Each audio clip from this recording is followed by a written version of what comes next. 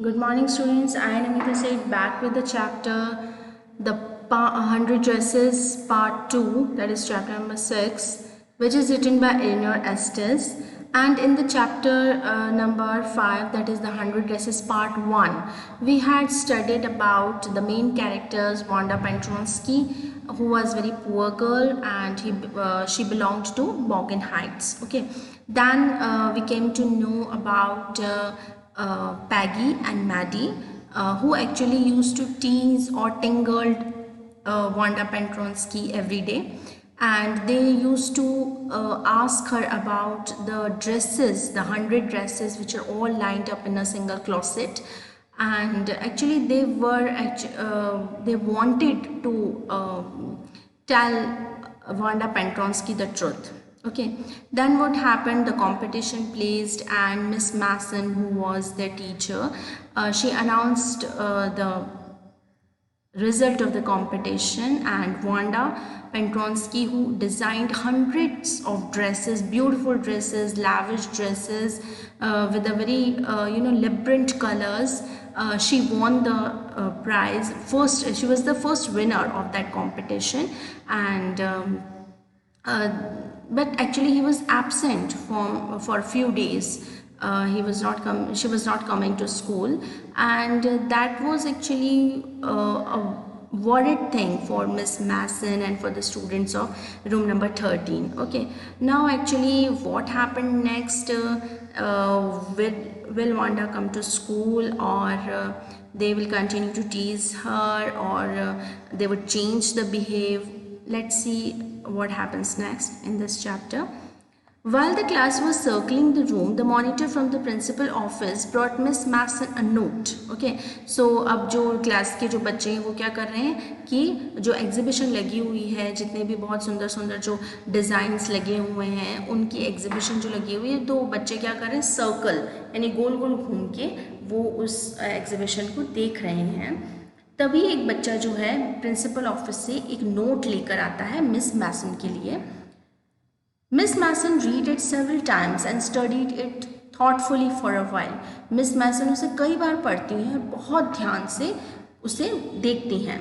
Then she clapped her hands, और उसके बाद में वो अपने हाथों से क्लैपिंग करती हैं, ताली बजाती हैं। Attention class, everyone back to their seats. अब वो क्लैप करके क्या बोलती हैं कि क्लास को, जो कि एक्चुअली सर्कल घूम रही थी एग्जीबिशन को देखने के लिए, उस जो ड्राइंग्स को देखने के लिए, क्लास को बोलती हैं कि आप लोग अपनी सीट पर बैठ जाइए।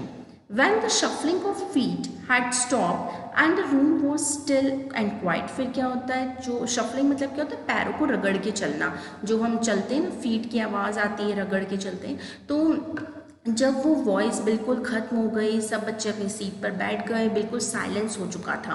मिस मैसन सेड, अब मिस मैसन ने एक बहुत इंपॉर्टेंट मैसेज था, तो वो उनको स्टूडेंट्स को बताना चाहती हैं।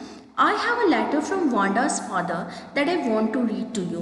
तो मेरे पास वांडा जो पेंट्रोन्स्की है उसके फादर का लेटर है, और मैं आप लोगों को पढ़ के सुनाना चाहती हूँ। Miss Masson stood there a moment, and the silence in the room grew tense and expectant. तो मिस मैसन जो थी वो एक मोमेंट के लिए वहाँ पर रुकी, और जो रूम का साइलेंस था वो बिल्कुल ज़्यादा, मतलब बहुत ज़्यादा क्वाइट हो चुका था, काम हो चुका था। मतलब सबको एक क्यूरियोसिटी थी कि एक्चुअली नोट में वांडा के फादर ने क्या लिखा होगा। The teacher adjusted her glasses slowly and deliberately. So teacher ने अपने ग्लासेस पहले तो एडजस्ट करे धीरे से, और फिर उसे मतलब आपस में उसने चश्मा पहना।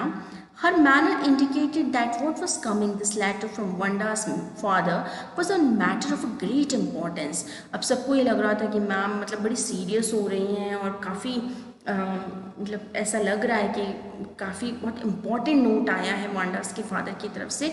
तो everyone was curious to know that actually what was written in that note. Everybody listened closely as Miss Masson read the brief note. अब बहुत ध्यान से बच्चे सुन रहे हैं कि सब बच्चों मतलब मिस मैसन एक्चुअली नोट पढ़ रही हैं, तो सब बच्चे बहुत ध्यान से सुन रहे हैं कि क्या नोट में लिखा है।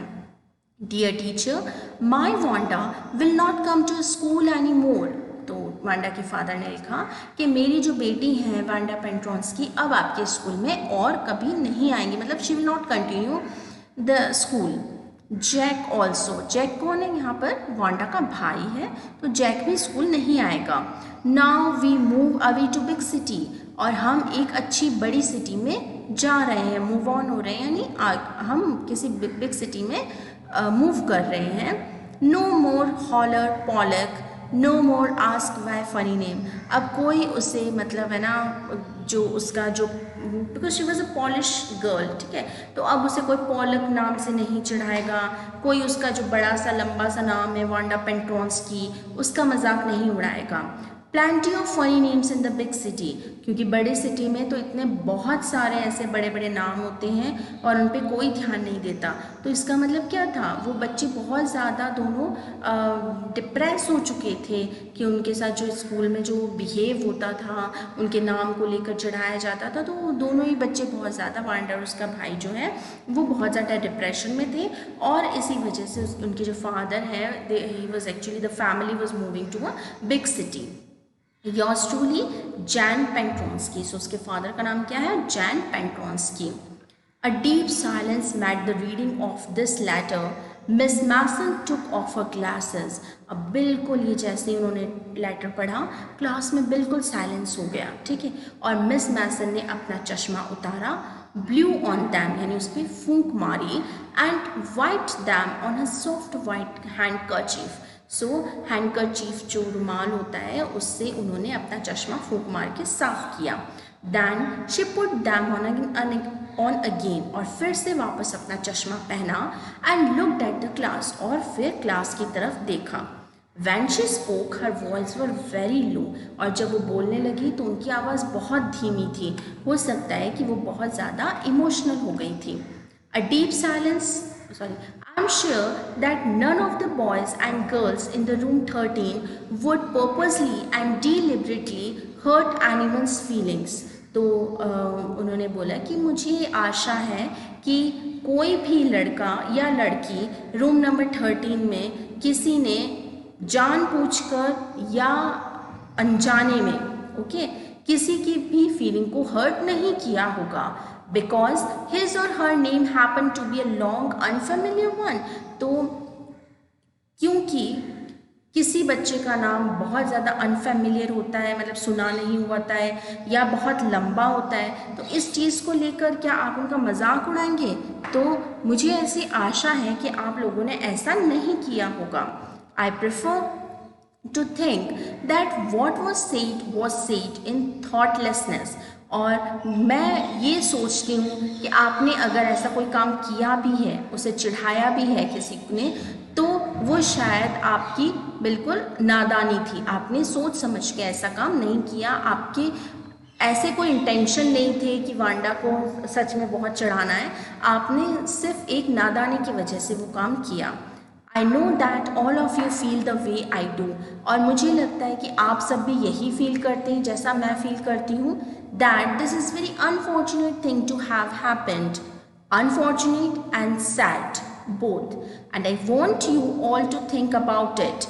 और वो कहती हैं कि मुझे ये लगता है कि बड़ी दुर्भाग्यपूर्ण बात है, दुर्भाग्यपूर्ण के साथ बहुत ही दुख की बात है कि वांडा स्कूल छोड़ के जा चुकी है, और वो इसलिए जा रही थी है क्योंकि स्कूल में उसको फ़नी नेम के कारण चिढ़ाया जाता था। And I want you all to think about it, और मैं चाहती हूँ आप सब इस बारे में सोचें। The first period was a study period, पहला जो पीरियड था वो पढ़ाई का पीरियड था।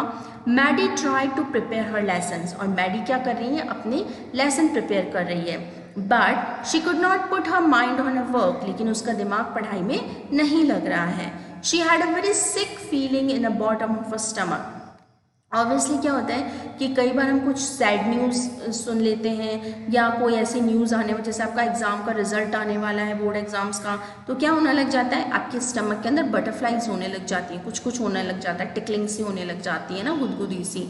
सो सेम उसके साथ हो रहा है मैडी के साथ। जब उसने न्यूज़ सुन ली कि वांडा स्कूल छोड़ के जा चुकी है, तो उसके स्टमक में बहुत ज़्यादा सिक फीलिंग हो रही है, यानी पेन हो रहा है हल्का सा। True, she had not enjoyed listening to Peggy ask Wanda how many dresses she had in her closet, but she had said nothing. अब उसको बड़ी गिल्टी फील हो रही है मैडी को कि वांडा चली गई, पैगी ने उसे बहुत ज़्यादा चिढ़ाया था, लेकिन मैडी ने चाहे कुछ नहीं कहा वांडा को, लेकिन फिर भी उसने पैगी का हमेशा साथ दिया ये पूछने में कि उसके क्लोसेट में कितनी सारी ड्रेसेस हैं।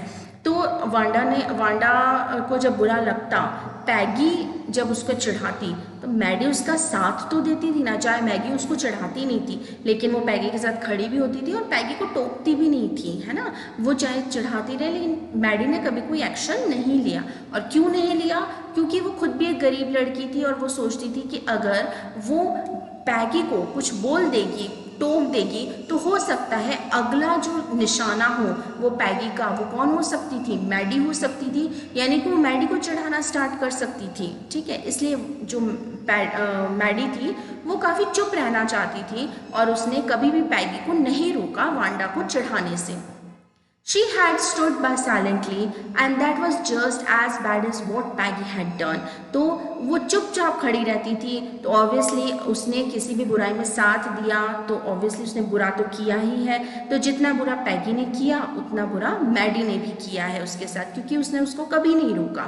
Verse, she was a coward, और वो अपने आप को एक कॉवर्ड क्या होता है? डरपोक लड़की मानती है, क्योंकि उसने पैगी को कभी नहीं रोका वांडा को चिढ़ाने से।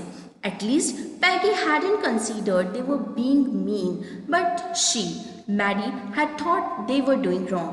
पैगी ने कभी नहीं सोचा कि वो वांडा को चिढ़ा के कोई गलत काम कर रहे हैं, लेकिन मैडी ने बहुत बार सोचा था, और उसने पैगी को एक लेटर भी, हमने फर्स्ट पार्ट में पढ़ा था कि उसने she started writing a letter that she don't feel good when Peggy used to mock Wanda about the dresses, लेकिन उसने वो लेटर फाड़ दिया था क्योंकि उसे लगा कि कहीं ऐसा ना हो पैगी नाराज़ हो जाए और मैडी को ही चिढ़ाना स्टार्ट कर दे। Okay, she could put herself in Wanda's shoes. So actually वो मतलब मैडी जो है वो उसने भी गलत किया, चाहे पैगी को इसका कोई भी कन्फेशन नहीं हुआ कि वो गलत थे, लेकिन मैडी को कन्फेशन हो रहा था कि उन लोगों ने गलत किया है।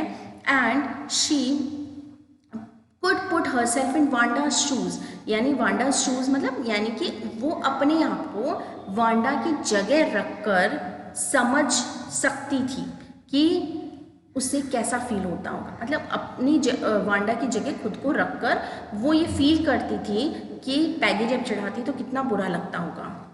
Goodness, wasn't there anything she could do, तो उसने कहा कि ऐसी कोई चीज़ नहीं थी जो क्या वो कर सकती थी। If only she could tell Wanda she hadn't mean to hurt her feeling, क्या वो इतना नहीं कह सकती थी कि प्लीज़ वांडा को मत चिढ़ाइए जिससे कि उसकी फीलिंग हर्ट मत कीजिए। She turned around and stole a glance at Peggy, अब वो सिर्फ इतना कहना चाहती थी कि पैगी को कि हमने बहुत गलत किया, तो वो पीछे की तरफ मुड़ी और पैगी की तरफ उसने एक झलक देखी उसकी, और फिर पैगी ऊपर नहीं देख रही थी। She seemed to be studying hard, पैगी अपने काम में लगी हुई थी, अपनी पढ़ाई में लगी हुई थी, पैगी ने ऊपर नहीं देखा मैडी की तरफ। Well, whether Peggy felt badly or not, Maddie had to do something, चाहे पैगी को कोई बुरा फीलिंग हो रही नहीं हो रही हो, क्योंकि उसने जब लेटर पढ़ा मिस मैसन ने कि वांडा स्कूल छोड़ के जा चुकी है, तो पैगी को कोई फील नहीं हो रहा है, Peggy just she was busy in her studies. But जो मैडी है उसको काफ़ी फील हो रहा है कि उन लोगों की वजह से, उन लोगों के मॉकिंग की वजह से वो छोड़ के चली गई है school. She had to find Wanda Petronski, अब मैडी को क्या लग रहा है कि मुझे वांडा को ढूंढना चाहिए। May be she had not yet moved away, हो सकता है अभी तक वो अपना घर छोड़ के नहीं गए हों big city. May be Peggy would climb the Heights with her, हो सकता है पैगी भी उसके साथ बॉगिन हाइट्स जहाँ पर वो रहती थी वांडा उसके साथ जाए। And they would tell Wanda she had won the contest, और वो दोनों मिलके वांडा को बताएंगे कि उसने कॉन्टेस्ट जीता है। That they thought she was smart and the 100 dresses were beautiful, और वो उससे बताना चाहती थी कि वो कितनी ज़्यादा स्मार्ट है वांडा, और उसने कितनी ब्यूटिफुल 100 ड्रेसेस बनाई हैं, ठीक है। सो वो एक्चुअली वांडा को खुश देखना चाहती थी, वो अपोलोजाइज़ करना चाहती थी जो कुछ बिहेव उसने किया वांडा के साथ, उसने पैगी का साथ देकर जो गलती करी वो एक्चुअली उसके लिए अपोलोजेटिक थी, और वो सॉरी मांगना चाहती थी किससे? वांडा से, उसे खुशखबरी देकर कि she had won the competition of making the beautiful dresses, okay, drawing competition जो उसने जीता है उसकी खुशखबरी देकर वो उससे थोड़ा बहुत सॉरी कहना चाहती थी. Okay, so this is it for today and we'll study the next part of the chapter in the next video. Till then, happy learning.